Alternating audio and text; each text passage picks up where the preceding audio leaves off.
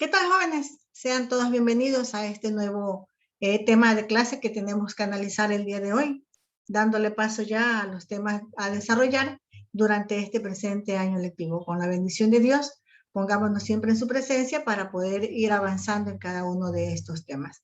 El día de hoy vamos a dar inicio al tema que tenemos que analizar, el que se trata sobre la diglosia. ¿Pero qué es la diglosia?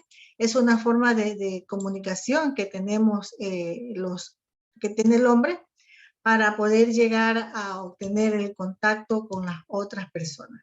Entonces vemos aquí que la diglosia es una coexistencia o la conexión de más de dos lenguas, pueden ser dos, tres lenguas que se unan para poder formar una. Y de esa forma poder gozar y disfrutar de esta forma, de esta lengua, para poder desarrollarnos en nuestro ámbito, puede ser en el ámbito familiar, en el ámbito laboral, y por medio de la diglosia damos paso a una nueva formación de una lengua. Entonces vemos que entre los ejemplos que tenemos de la diglosia encontramos la unión del francés con el criollo italiano, que es lo que utilizan en Haití. El inglés y el español, como encontramos en Estados Unidos, en los diferentes tipos de expresiones del idioma inglés. El gallego y el castellano, que lo utilizan en Galicia. Y aquí en América, el español y las lenguas nativas que había en el continente. De allí, quechua y el español, quedó el español como lengua más utilizada en el continente, en la mayor parte de los países. Pero ¿cuál fue la causa de la diglosia aquí en América? Se dice que fue la conquista española, ya que con la llegada de los españoles aquí al continente, y con el contacto que trajeron ellos de su idioma, con el contacto que tenían aquí desde el quechua, tuvo un carácter de afinamiento entre cada uno de ellos, y la actividad que se vino desarrollando aquí en América Latina en lo referente al idioma no ha sido algo casual, sino que fue lo que impusieron los españoles a los habitantes. Entonces, todo ello dejó como consecuencia que la pérdida del patrimonio cultural, tanto aquí en Ecuador como en los diferentes países latinoamericanos. La lengua quechua quedó rezagada o desplazada a un ámbito informal, y la lengua dominante, que es la española, quedó como la oficial en las diferentes instituciones y familias del país. Todo ello dio cambio a la pérdida de identidad de nuestros aborígenes, y en el Ecuador existen 14 nacionalidades, cada una de ellas con diferentes tradiciones propias. Cada una cuenta con un propio idioma, algunas de las lenguas aún viven en sus diferentes regiones, y otras prácticamente ya han desaparecido, a lo que se las conoce como muertas.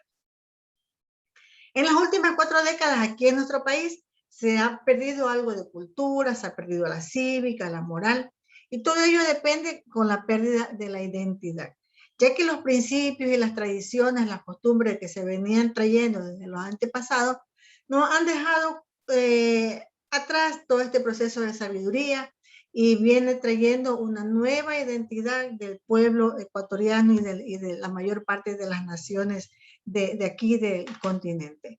Entre las lenguas que encontramos ahora, podemos identificar las que se las conoce como lenguas nativas, y también lenguas vivas o lenguas muertas. Una de las lenguas vivas que tienen los nativos vendría a ser este tipo de identificación.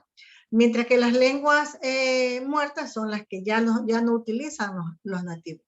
Nadie aprende cómo se puede hablar una lengua nativa, aunque puede haber gente que se lo comunique en diferentes formas, pero la lengua nativa es la que nosotros aprendemos al momento de que ya vamos creciendo, vamos teniendo relación con nuestros familiares, y es de ellos quienes aprendemos la lengua, y por eso es la lengua con la que nosotros nacemos, esa es la lengua nativa. Ningún niño dice aprende a hablar el latín como una lengua nativa, porque no tiene el ejemplo de este idioma, sino que tenemos el ejemplo el cual nosotros hablamos. Como por ejemplo, va un niño latino a Estados Unidos, se desempeña en medio de todos los que hablan el idioma inglés, el niño aprende a hablar el inglés. Entonces, tenemos nosotros la lengua nativa, la que aprendemos cuando comenzamos ya a expresar nuestras palabras. Aquí tenemos la identificación característica de los diferentes tipos de lengua en el mundo. Ya sabemos que aquí en América del Norte predomina el inglés, América Central y América del Sur, en la parte oeste, predomina el español, acá el portugués, porque los que fueron conquistados por este idioma, este territorio. Y acá tenemos la clasificación en Chile, en Asia, los chinos, tenemos acá también el portugués, tenemos el árabe. Entonces, en el mundo encontramos una gran variedad de lenguas, de idiomas, que cada uno se van identificando por su territorio, por sus características. Mientras tanto, continuamos acá en América, el español americano es uno que tiene un conjunto de variedades entre castellano y español. El que se habla en el continente americano, desde la llegada de los españoles, esto fue a finales del siglo XV y a principios del XVI, y hasta la actualidad se dice que más o menos un 90% de los nativos aquí en América tenemos este tipo de idioma. Recordamos que en el siglo XVI, con la llegada de Cristóbal Colón, se trajo este tipo del idioma castellano, pero a pesar de los esfuerzos que hicieron ellos para dejarlo en todo el territorio que ellos conquistaron, no lo lograron, ya que los nativos continúan hasta la actualidad, al menos aquí en nuestro país, manejando y ellos expresándose por su idioma nativa, que es el quichua, que es el guaraní, que es dependiendo de la región en la cual ellos se están desenvolviendo. Entonces, jóvenes, llegamos hasta aquí con la explicación de este tema. En la plataforma queda más material para poder revisar y nosotros nos estaremos viendo en una próxima clase, en una próxima oportunidad. Cuídese mucho, quédese en casa y que viva Jesús en nuestros corazones por siempre.